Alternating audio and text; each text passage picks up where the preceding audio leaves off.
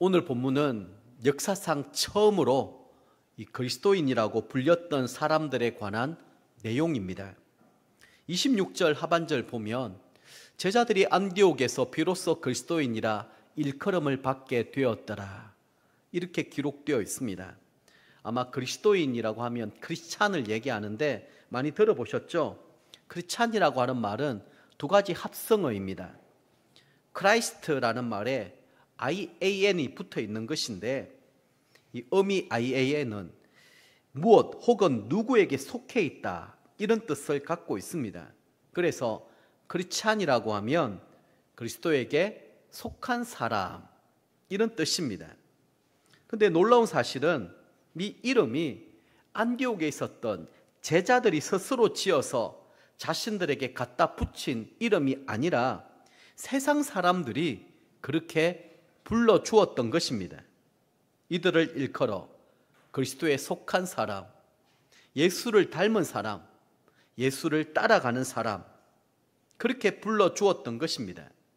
도대체 이들이 어떻게 하였기에 그리스도에 속한 사람, 그리스도인이라고 불림받게 되었을까요? 자, 먼저 안디옥 교회가 어떻게 시작되었느냐, 개척과 이 설립에 관하여 한번 살펴보도록 하겠습니다. 잘 알다시피 안디옥은 최초로 세워진 이방인 교회였습니다. 안디옥은 이 당시 시리아의 수도였으며 로마 제국의 3대 도시 가운데 하나였습니다. 로마, 알렉산드리아와 함께 로마 제국의 세 번째로 큰 도시였고 아주 악명이 높은 그런 곳이었습니다. 무엇으로 악명 높았는가 하면 이 도시는 자유분방한 성도덕으로 유명한 곳이었습니다. 그 이유가 있는데요, 이방 신전이었던 이 아스타르테, 이 신전에는 온갖 이 제사를 드린다라고 하는 명목으로 온갖 지저분한 음행들이 자행되고 있던 그런 곳이었습니다. 한번 생각해 보십시오. 이런 엄난하고 이런 죄악이 가득한 곳에 하나님의 교회가 세워졌다라는 것입니다. 예루살렘 교회 다음에 두 번째로 세워진 최초의 이방인 교회였습니다. 자, 19절 말씀을 한번 보시기를 바랍니다. 같이 한번 읽어볼까요? 그때에 스데반의 일로 일어난 환란으로 말미암아 흩어진 자들이 베니게와 구브로와 안디옥까지 이르러 유대인에게만 말씀을 전하는데, 아멘. 자, 스데반의 순교 사건으로 예루살렘에 있는 이 교인들이 그 핍박을 피하여 이 흩어질 수밖에 없었습니다. 이들은 먼저 베니게에서 복음을 전하였고 일부는 배를 타고 구브로까지 건너가서 복음을 전했습니다. 그런데 이들은 사실상 유대인에게만 복음을 전했던 것이죠. 그런데 그 중에 일부는 이 시리아의 수도 안디옥에까지 가서 헬라인들에게 복음을 전하기 시작한 것입니다. 박해 때문에 뿔뿔이 흩어진 사람들이 두루 다니며 그리스도의 복음을 증거하고 있는 것입니다. 사실상 예수님께서는 이 마지막 지상 명령, 하늘에 오르시기 전에 이렇게 말씀해 주셨습니다. 오직 성령이 너희에게 임하시면 예루살렘과 온 유대와 사마리아와 땅끝까지 이르러 내 증인이 되리라. 이게 주님께서 약속하신 말씀이고 우리는 따라야 될 그런 명령이었습니다. 그런데 이들은 예루살렘 교회에만 머물러 있는 거예요. 이 복음이 유대와 사마리아와 땅끝까지 자꾸 확장돼야 되는데 이들이 여기에만 머물러 있는 것입니다. 그 이유가 무엇일까요? 너무 좋고 너무 편하기 때문입니다. 아니, 흩어지고 전도하는 그 삶이 불편하고 힘들고 또 이것이 별로 내키지가 않는 것입니다. 아마 전도를 해보신 분들은 아실 겁니다. 요즘 같은 경우에는 정말 이 전도한다라는 일이 쉽지가 않습니다. 전도하려고 하면 사람들 앞에서 싫은 소리도 들어야 되고 때로는 희생과 헌신도 해야만 합니다. 그러다 보니까 이런 삶이 귀찮고 불편한 것입니다. 그냥 나 혼자 조용히 교회 열심히 다니면 되는 것이지 굳이 내가 다니면서 다른 사람들에게 전도하고 그럴 필요가 없다, 그렇게 생각했던 것이죠.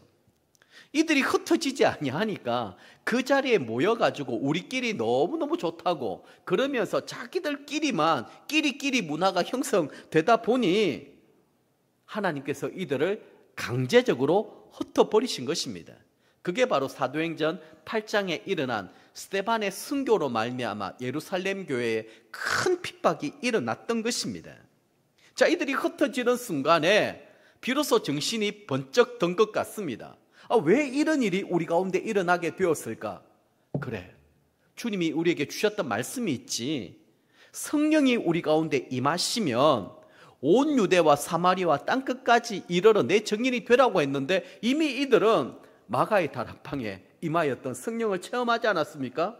그 성령의 체험으로 지금 예루살렘 교회에는 놀라운 영혼 구원의 역사가 일어나고 있었습니다.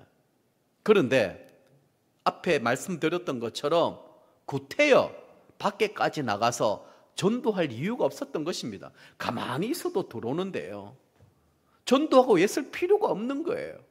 그러니까 하나님께서 강제적으로 이들을 흩어버리셨는데 그때 정신이 번쩍 든 것입니다. 야, 왜 하나님이 우리를 이렇게 흩게 하셨을까? 그러면서 이들이 가는 곳곳마다 이제는 이 사명에 불타오르기 시작했습니다. 만나는 사람들에게 자기가 듣고 경험한 예수 그리스도의 십자가와 그 부활을 증거하게 된 것입니다. 결국에는 이 박해와 흩어짐의 상황이 오히려 복음의 확장, 이방 선교의 디딤돌이 된 것입니다. 자, 이것만 보면 우리는 어떻게 생각할 수 있겠습니까? 우리에게도 이런 일은 얼마든지 일어날 수 있습니다. 내가 이유를 알 수 없는, 또 용납할 수 없는 박해, 어려움, 시련, 환난이 누구에게나 다 닥칠 수 있습니다. 그리고 우리를 뿔뿔이 흩어지게 만들 수도 있습니다. 그러나 그 상황과 형편 가운데서도 낙심하거나 포기하면 안 된다라는 거예요. 우리가 할 일이 있다라는 것입니다. 곧 예수님 정인되는 이 사명을 우리가 잘 감당하기만 하면 하나님은 합력하여 선을 이루어 주시는 것입니다. 자, 이런 의미에서 우리 교회는 25개의 목장 교회들이 있습니다. 목장 교회의 목표가 무엇이겠습니까? 목적이 무엇이겠습니까? 우리끼리만 먹고 즐기고 좋으면 예루살렘 교회처럼 되는 거예요. 그러면 거물은 고이고 썩게 되어 있습니다. 아마 모르긴 해도 목자 목녀님은 너무너무 힘드실 겁니다. 목장 식구들이 그냥 더도 말고 덜도 말고 이렇게만 하시지요. 새로운 VIP가 오는 것도 싫고 전도하는 것도 싫고 그냥 목자 목녀님의 이 섬김만 편안하게 받으면 얼마나 좋겠습니까? 근데 그것은 교회가 아니라는 거예요. 주님께서 원하시는 교회의 모습이 아니라는 거예요. 우리는 모일 때에 언제든지 흩어질 준비를 해야만 합니다. 그래서 목장에서 영혼 구원의 역사가 일어나지 아니하고 VIP에게 초점을 맞추지 아니하면 그 목장 모임은 하나님이 기뻐하시는 모임이겠습니까? 아마 주보를 여러분들이 보시면 아시겠습니다마는 우리 교회는 25개 목장이 있습니다. 이미 제적이 216명이 있고요. 목장 참석하시는 분들은 137명입니다. 그 가운데 목장에는 열심히 나가고 있지만 아직 교회에 등록하지 않고 수료하지 않는 VIP가 3분이나 있습니다. 그리고 뒤에 보면 품원 VIP가 94명이 있습니다. 아마 목장마다 품원 VIP 명단이 있는 목장이 있고 없는 목장도 있을 것입니다. 만약에 목장에서 VIP를 품고 있지 않다라면 여기에 대한 열망과 여기에 대한 영혼 구원의 의지가 없다고 한다라면 어쩌면 하나님께서는 강제적으로 흩으실 수도 있습니다. 우리가 사명을 다하지 못한다고 한다라면 그 목장 교회는 의미가 없기 때문이죠. 이것은 단순한 친목 모임이 아닙니다. 동호회 모임도 아닙니다. 끊임없이 여기에서는 영혼 구원의 역사가 일어나야지 하나님께서 바라고 원하시는 이 교회의 모습을 우리는 함께 만들어갈 수 있는 것입니다. 그래서 목원 되시는 여러분들께 간곡하게 부탁을 드립니다. 우리 목자 목녀 모임을 하다 보면 정말 목자 목녀님들의 애환과 아픔들이 참 많습니다. 이제 조모임을 저희들이 하고 있는데 5 이렇게 목장씩 지금 저희 가정에 한 달에 한 번씩 모아서 이분들을 저희들이 위로해 드리고 있습니다. 벌써 이 A조, B조가 지났는데 또 다음 달에도 이렇게 우리 그 목자 목녀님들을 이렇게 저희들이 섬깁니다. 너무너무 고마운 분들입니다. 향상교회에서부터 지금까지 힘들고 어려운 이 목자 사역을 포기하고 내려놓지 않고 끝까지 그 자리를 지키고 버텨주시는 것이 너무나 고맙고 감사한 거예요. 조금 쉬고 싶어도 그 목장에서 목자 목녀로 헌신할 분이 없어가지고 힘들고 어려워한다라면 어떻겠습니까? 아마 주보에 그 평신도 이 세미나 일정들이 쫙 나와 있습니다. 나는 절대로 목자 목녀 안 할 거야가 아니라 한번 관심을 가져보십시오.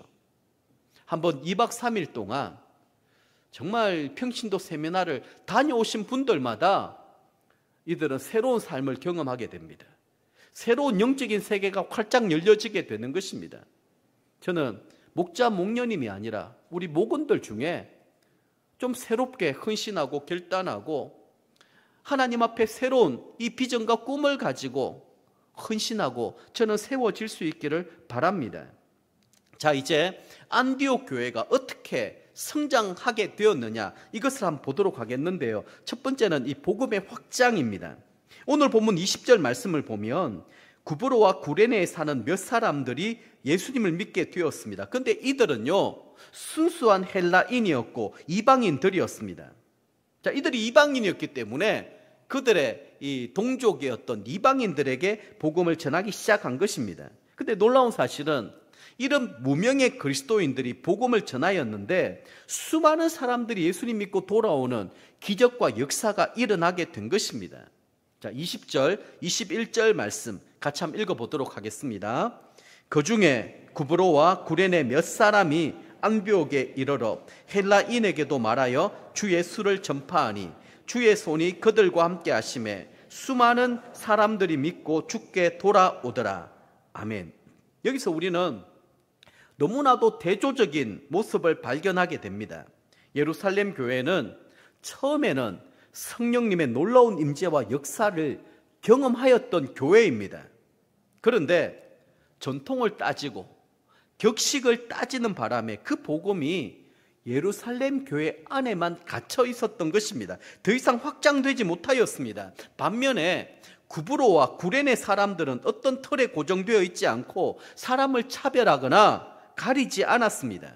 만나는 사람들마다 열심히 복음을 전거하였습니다. 그러다 보니 이방인이었던 헬라인들에게까지 복음이 전거된 것입니다.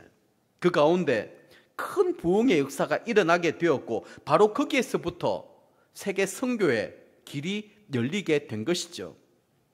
우리 교회는 가정교회를 하고 있습니다. 특히 가정교회의 이 교과서라고 할 수 있는 우리 최윤기 목사님의 책 가장 오래된 새 교회에 보면 이런 내용이 있습니다. 한번 들어보십시오.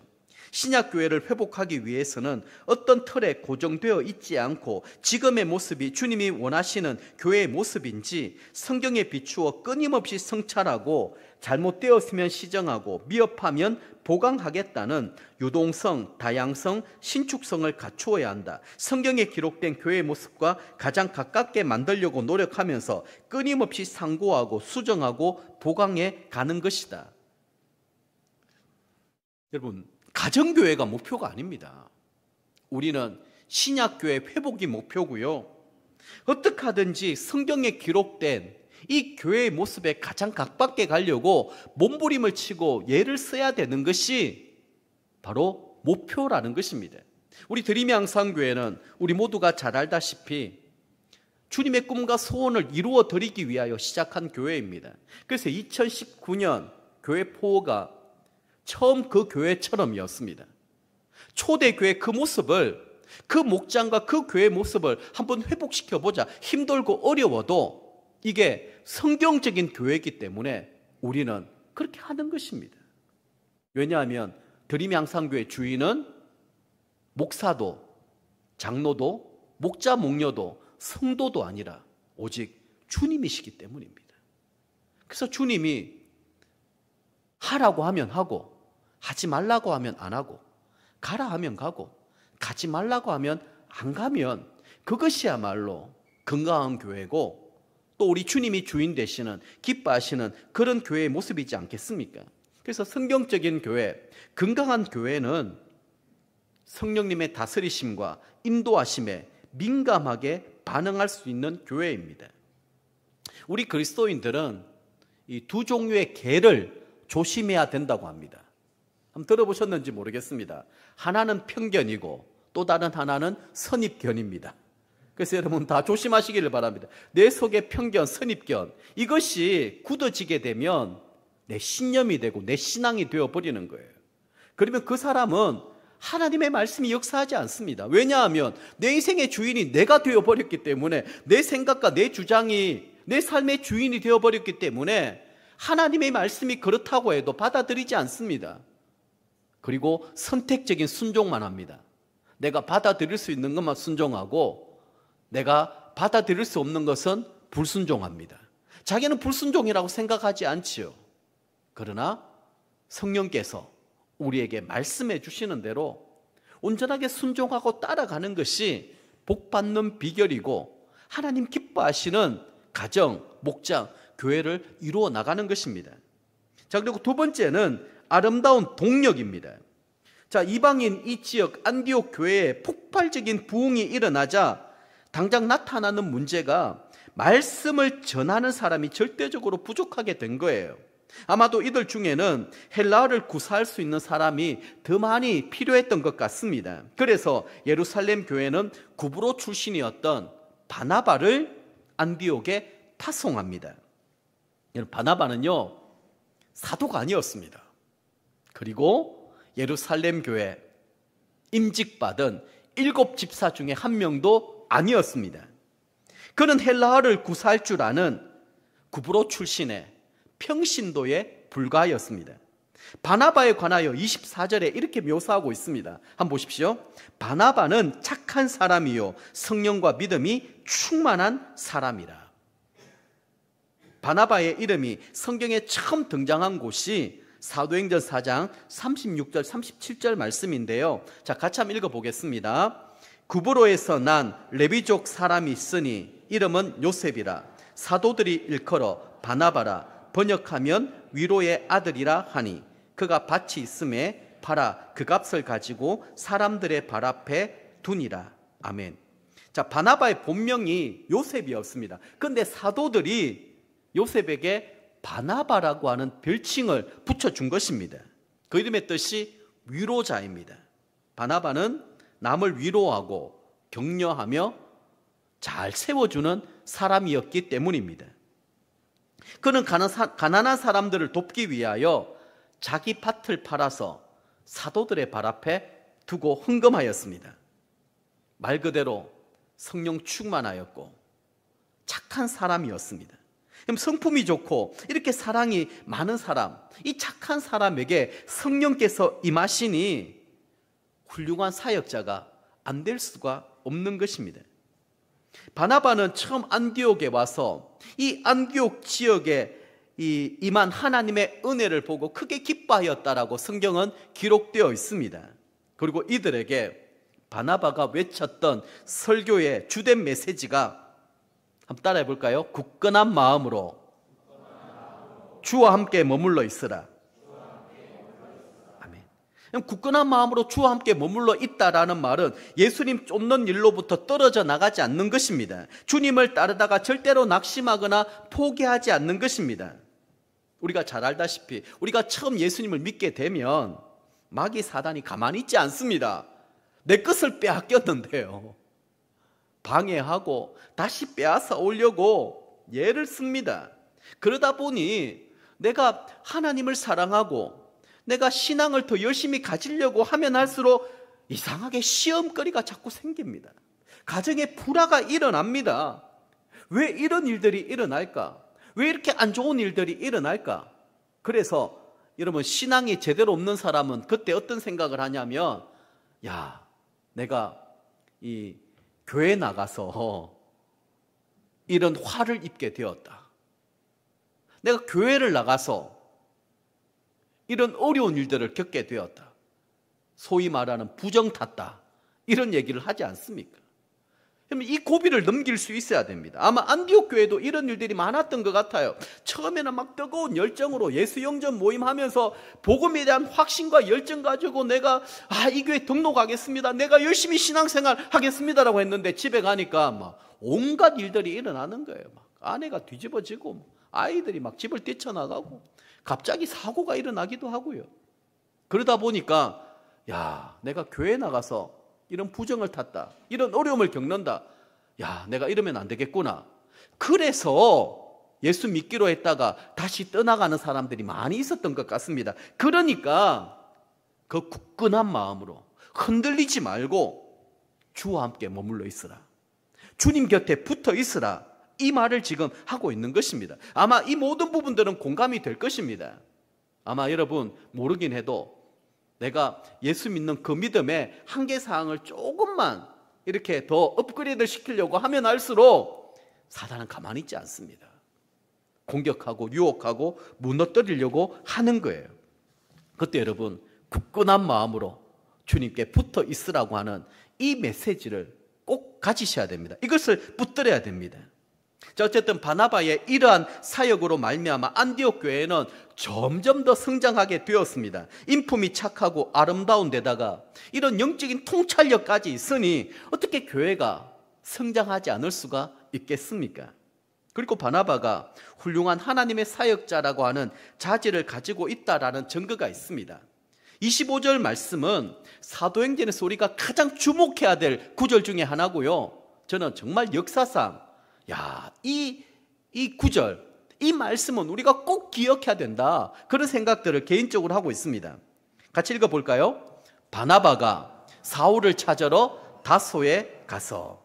자, 여기 사울을 찾았다라는 말, 헬라어로 아나제테오라는 말인데 이게 그냥 쉽게 가서 그냥 사람 불러오는 이 정도가 아닙니다. 찾아내다, 사사조사하다, 열심히 찾다 이런 의미입니다.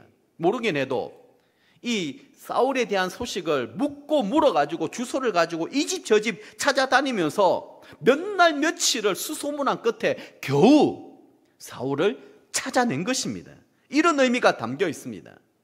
바나바는 역시 바나바다웠습니다. 그는 사람을 볼 줄 알았고 사람을 찾아가서 세울 줄도 알았습니다. 처음에는 바나바가 앞선 지도자였지만 나중에는 그가 사울을 오히려 앞세웠습니다.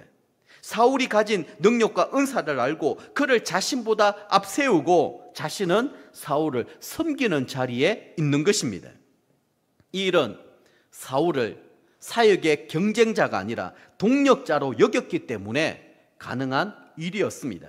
자, 이것만 보더라도 바나바는 정말 착한 사람 아닙니까?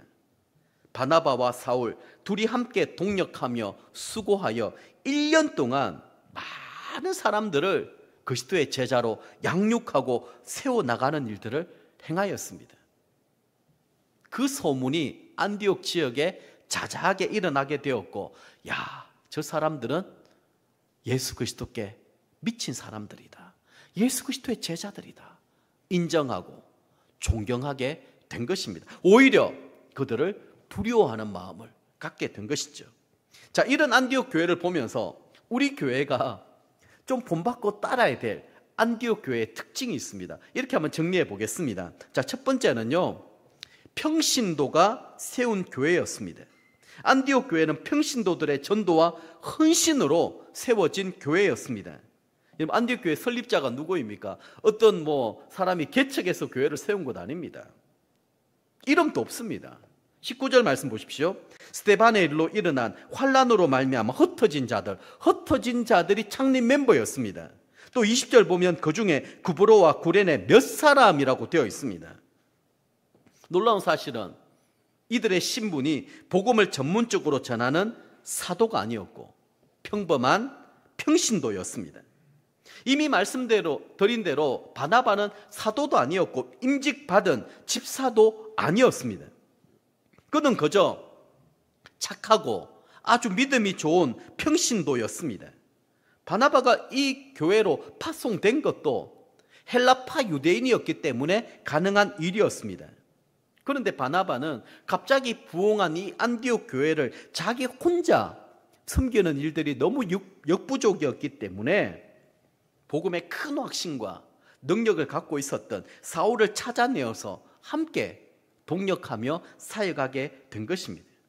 사울도 여러분 보십시오. 당시에는 무명의 평신도에 불과하였습니다. 사울도 사도가 아니잖아요. 예루살렘 교회에서 체계적으로 훈련받은 이 7 집사 중에 한 명도 아니었고요. 그런데 이 둘을 통하여 이 놀라운 역사가 일어나게 된 결정적인 계기가 있습니다. 여러분, 이 말씀을 우리가 또 기억해야 돼요. 21절 말씀 한번 같이 읽어보도록 하겠습니다. 주의 손이 그들과 함께 하심에 수많은 사람들이 믿고 주께 돌아오더라. 아멘. 주의 손이 그들과 함께. 그들이 누구입니까? 바나바와 사울입니다. 함께 하였을 때에 수많은 사람들이 믿고 주님께로 돌아오는 역사가 일어나게 된 것입니다. 여러분, 내가 누구인가 하는 거 별로 중요하지 않습니다. 지금 내가 누구의 손에 붙들림을 받고 있고 어떻게 쓰임받고 있느냐, 그게 더 중요한 일이지요. 우리는 연약하고 부족합니다.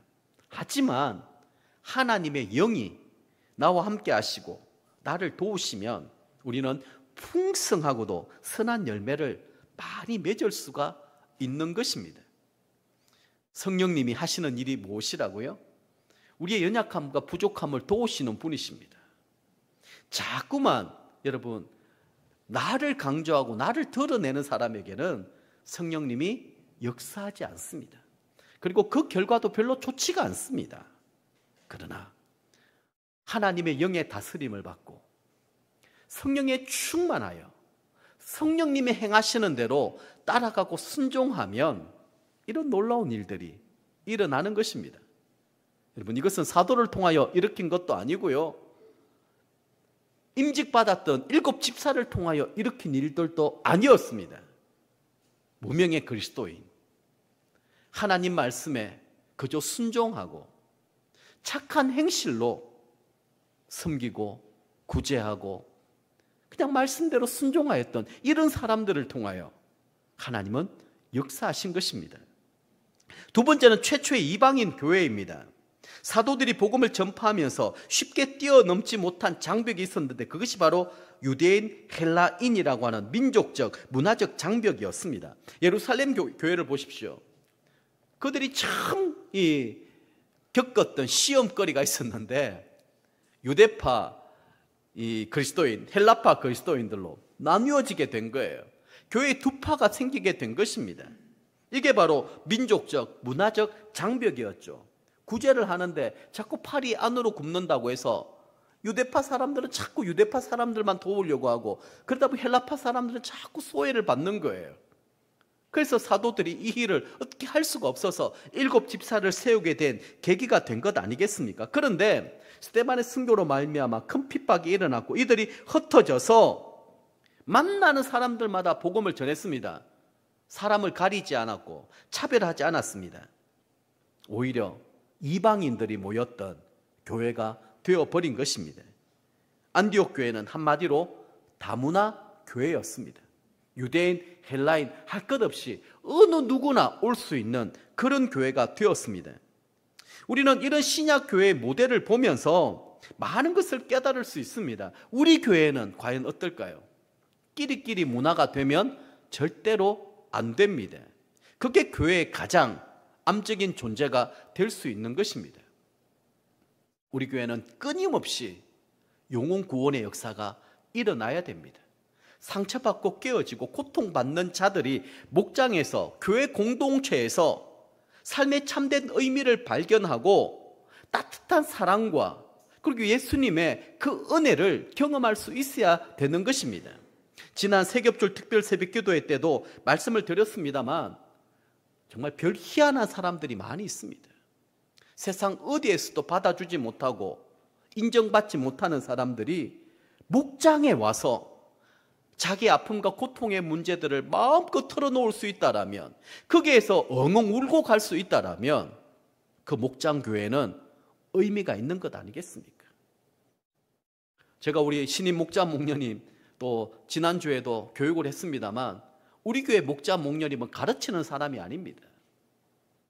잘 들어주는 사람, 그리고 잘 섬기고 사랑을 베풀어 줄 수 있는 그것만으로 족합니다. 그렇기 때문에 목자 목녀는 섬길 준비만 되어 있고 잘 들을 준비만 되어 있으면 누구나 할 수 있습니다. 왜냐하면 그 이후에는 성령님이 하시는 일들이기 때문입니다. 저는 우리 목장 교회부터 이런 일들이 먼저 일어나면 좋겠습니다. 목사님, 저희 목장은 어떤 영혼이라도 괜찮습니다. 한번 변화시켜 보겠습니다. 한번 하나님이 하시는 놀라운 일들을 한번 보겠습니다. 그러면 될 것 같아요. 저는 지난주 가정교회 우리 목회자 컨퍼런스에 다녀왔는데 전주 기쁨 넘치는 교회 우리 김영주 목사님 한 분이 계세요. 그 교회는 아주 특별한 교회입니다. 거기에는 전교인 90% 이상이 방언을 하고 내적 치유를 하는 교회입니다. 너무 그 교회에 대해서도 궁금했고 목사님께 배우고 싶은 것도 많았는데 딱 4가정이 2박 3일 동안 목사님께 집중적으로 코칭을 받게 된 거예요. 제가 많은 것을 깨달았습니다. 그중에 특별히 깨달았던 것은 그 교회 목자 목녀님들은 우울증, 공황장애, 폐쇄공포증, 불안장애 다 치료낸다라는 거예요. 아예 주보에 그렇게 되어 있답니다. 우리 교회는 우울증, 공황장애, 각종 중독으로 시달린 영혼들을 환영합니다. 고칠 수 있습니다. 언제든지 오십시오. 정말로 목자 목녀님들이 얼마나 기도를 많이 하시는지 그 교회는 새벽부터 저녁까지 자유롭게 기도한 한 300명 정도가 되는데 이제 명단이 있지 않습니까? 새벽부터 밤까지 자기 필요한 시간에 와서 1시간이든 기도할 수 있습니다. 300명 중에 매일 그렇게 기도하는 사람이 120명이나 된대요. 새벽이고 낮이고 수요일 날 거기에는 말씀도 없고 자 말씀 한 절 읽고 우리 같이 기도합시다 그러면 이분들이 거의 1시간 동안 쉬지 않고 방언으로 기도할 수 있는 그런 교회라는 거예요. 저는 마음이 너무 뜨거워졌습니다. 정말 성령이 이끌어 가시고 성령이 역사하시고 성령이 함께 하시는 교회, 그러니까 그 가운데 치유와 회복이 일어나지 않을 수가 없는 것입니다.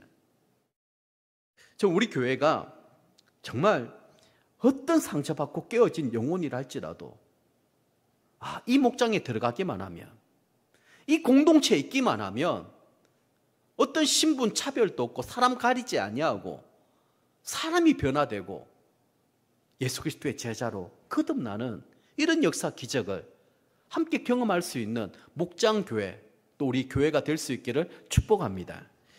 세 번째는 나누며 섬기는 교회입니다. 예루살렘 교회가 그랬던 것처럼 성령 충만한 교회의 특징은 나눔과 섬김이 활발한 거예요. 안디옥 교회도 그랬습니다. 교회 안에 어려움을 겪고 있는 형제들뿐만이 아니라 이들은 더 나아가서 멀리 있는 형제들을 도우는 일에 앞장섰던 사람들입니다. 28절 이하의 말씀을 보면은요, 안디옥 교회 이 성도들이 흉년을 맞이하여 고생하는 유대에 있는 형제들을 위하여 힘써 연보하며 헌금을 보내는 일들이 일어납니다. 처음에는 예루살렘 교회가 안디옥 교회에 바나바를 파송하지 않았습니까? 사람을 보내었는데 이제 예루살렘에 큰 흉년으로 말미암아 어려움을 겪고 있다는 소식을 듣고 이들은 연보합니다. 헌금을 모아다가 예루살렘 교회를 도와주었다라는 거예요. 교회 역사를 보더라도 전도와 구제는 언제나 함께 갔던 거예요. 저도 우리 교회가 할 수만 있으면 좀 많이 나누고 많이 베풀고 많이 섬기는 교회가 되면 참 좋겠습니다. 우리 주변을 보면 정말 제가 도와주고 싶고 좀 이렇게 우리 교회가 좀 힘이 되어주고 싶은 목회자들도 많고 선교사님들도 많고 그런 단체들도 참 많아요. 그래서 하나님께 그런 기도합니다. 하나님, 돈 좀 주십시오. 목사가 돈 좀 많았으면 좋겠습니다. 저도 좀 도와주고 싶고 좀 섬겨주고 싶고 좀 그러고 싶은 마음들이 너무 간절할 때가 많이 있는 거예요. 저는 우리 드림의 항상교회가 정말 이름도 없이 빛도 없이 그러려고 우리가 SOS 뱅크도 지금 하고 있는 것 아니겠습니까? 정말 힘들고 어려운 우리 교회 안의 지체들뿐만 아니라 정말 힘들고 어려운 목회자들, 선교사님들, 정말 아픔과 고통 가운데 있는 그들에게 이런 따뜻한 구제와 섬김을 실천할 수 있는 그런 교회가 돼야 되는 것입니다. 여기에 우리가 성령님의 음성을 듣고 함께 순종하고 함께 좀 그렇게 하면 좋겠습니다. 자, 네 번째는요, 금식하며 기도하는 교회였습니다. 사도행전 13장 2절 말씀을 보면 주를 섬겨 금식할 때에 라고 되어 있고요, 사도행전 13장 8절 보면 이에 금식하며 기도하고 되어 있습니다. 안디옥 교회 성도들이 이렇게 놀라운 역사를 일으킬 수 있었던 원동력은 무엇인가 하면 금식과 기도였습니다. 간절히 기도했습니다. 금식하며 기도했습니다. 이들은 기도 가운데 하나님의 음성을 늘 듣는 훈련이 되어 있었습니다. 기도로 성령님의 다스림을 받고 또 그 성령님의 음성이라고 한다면 적극적으로 순종하였습니다. 금식과 기도는 성령님의 은혜와 능력을 공급받을 수 있는 원천이 된 것입니다. 그리고 다섯 번째는 최초로 선교사를 파송한 교회입니다. 무엇이든지 처음 한다라고 하는 것은 결코 쉬운 일이 아닙니다. 안디옥 교회는 처음으로 선교사를 파송한 교회였습니다. 예루살렘 교회도 못했던 일들을 안디옥 교회가 하고 있는 거예요. 땅끝까지 이르러 내 정인이 되라고 하는 주님의 말씀을 있는 그대로 순종하였습니다. 여러분, 안디옥 교회가 선교에 얼마나 진심이었고 그리고 중요하게 여겼는가 하는 부분은 이 교회의 담임 목사 격이었던 영적 리더였던 바나바와 사울 두 사람을 함께 선교사로 파송했다는 데에 있는 것입니다. 사도행전 13장 2절 3절 말씀 우리 같이 한번 읽어보도록 하겠습니다. 주를 섬겨 금식할 때에 성령이 이르시되 내가 불러 시키는 일을 위하여 바나바와 사울을 따로 세우라 하시니 이에 금식하며 기도하고 두 사람에게 안수하여 보내니라. 아멘. 자, 보십시오. 이 말씀에 안디옥 교회의 모든 게 다 담겨 있습니다. 이들은 주님을 섬겼습니다. 근데 금식했다라고 하는 거예요. 금식은 기도입니다. 간절한 기도입니다. 자신의 의지에 따라, 자신의 열정에 따라 주님을 섬기지 않았다라는 거예요. 늘 주님이 원하시는 방향대로 금식하며 기도했다라는 말씀 계속 좀 띄워주시면 좋겠습니다. 자, 그랬더니 보십시오. 성령이 이르시되 내가 불러 시키는 일. 여러분, 우리는 기도하는 동안에 성령이 내게 불러 시키는 이 일에 집중할 수 있어야 됩니다. 이걸 들을 수 있어야 됩니다. 그게 신앙입니다. 그게 바른 방향으로 갈 수 있는 거예요. 그게 뭐냐 하면 바나바와 사울을 따로 세우라는 거예요. 그리고 나서 또다시 보십시오. 금식하며 기도했다라는 거예요. 두 사람에게 안수하여 선교사로 파송했습니다. 이게 안디옥 교회의 저력입니다. 힘의 원천입니다. 이들은 기도를 통하여 끊임없이 성령님의 음성에 귀를 기울이는 훈련, 그게 잘 되어 있었습니다. 그러다 보니 성령님이 뭘 원하시고 뭘 바라시는지 너무 잘 알고 있었던 것이죠. 내가 불러 시키는 그 일. 사실은 여러분, 안디옥 교회의 영적 리더 바나바 사울을 선교사로 파송시킨다? 쉬운 일이 아닙니다. 그 교회가 나중에 또 어떻게 되겠습니까? 그런데 이 부분을 두고 다시 금식하며 기도한 것입니다. 그리고 나서 두 사람을 안수하여 성령께서 말씀하시는 대로 선교사로 보냈던 거예요. 그때부터 이제 바울 사도님의 1차, 2차, 3차 선교 여행이 시작된 것이고, 주파송 교회가 안디옥 교회였고, 안디옥 교회의 그 기도와 그 물질의 흥금이 있었기 때문에 바울 사도님의 놀라운 전도 여행 사역이 이루어질 수 있었던 것입니다. 말씀을 정리하겠습니다. 안디옥 교회는 지상의 모든 교회들이 따라야 될 모델 교회라고 말할 수 있을 것입니다. 이 교회는 무명의 평신도들의 헌신과 열심으로 세운 교회였습니다. 평신도들의 파워를 잘 보여주는 교회입니다. 너무나도 선구자적인 교회였고요. 왜냐하면 이방인을 향하여 최초로 전도의 문을 연 교회였고, 그리고 세계 선교의 선구자가 된 교회였기 때문입니다. 이들은 그 힘의 원천이 금식과 기도, 그리고 구제와 나눔에 열심히 있었기 때문에 가능한 일이었습니다.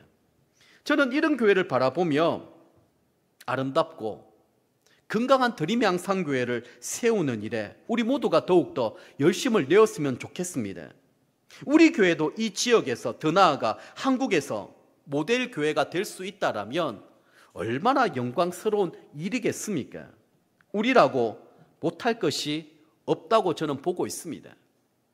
지난 주간에 방금 말씀드렸듯이 목회자 이 가정교회 컨퍼런스를 갔는데 1,000명이 넘는 사람이 모여 있어요. 아마 단위 세미나에 이렇게 많은 사람들이 모이는 거 쉽지 않을 것입니다. 거기서 사례 발표를 하고 또 6겹줄 제가 조장으로 또 섬기면서 다른 힘들고 어려운 교회 얘기들을 들으면서 참 마음으로 많이 울었어요. 도전도 많이 받고, 하나님 우리 드림양산교회도 좀 축복해 주십시오. 은혜 베풀어 주십시오. 그런데 가만히 들어보니까 우리 교회라고 못할 게 없겠더라고요. 저는 우리 교회 목자 목녀님 중에 훨씬 더 힘들고 어려운 환경 상황 가운데서 열매를 맺고 있는 사람들도 있고요. 또 지금도 소망 가운데 인내하며 끝까지 영혼 사랑하고 섬기는 그런 분들도 있습니다. 저는 우리 26분의 우리 목자 목녀 정말 존경하고 사랑합니다. 어떻게 이러실 수가 있을까? 우리 드림 양산교회는 저력이 있습니다. 소망도 있고요. 무엇보다도 성령님께 사로잡히면 됩니다.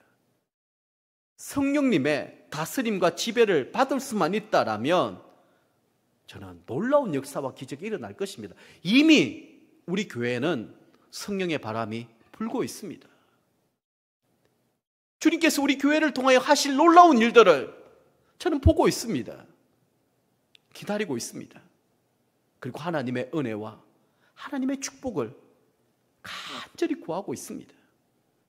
함께 기대해 보십시다. 그리고 함께 순종해 보십시다. 그리고 더 하나님의 성령을 기쁘시게 한번 해드려 보십시다. 성령님이 마음껏 일하시는 교회, 마음껏 역사하시는 교회, 그런 교회가 될 수 있다라면 저는 한국 교회가 주목하는 교회, 한국 교회의 모델이 되는 그런 드림 양산교회가 되게 하실 줄 믿습니다. 저와 여러분들이 함께 마음 모아 주님의 교회를 세워나갈 수 있기를 다시 한 번 더 간곡하게 부탁을 드립니다. 오늘 주신 말씀을 붙들고 우리를 사용하소서.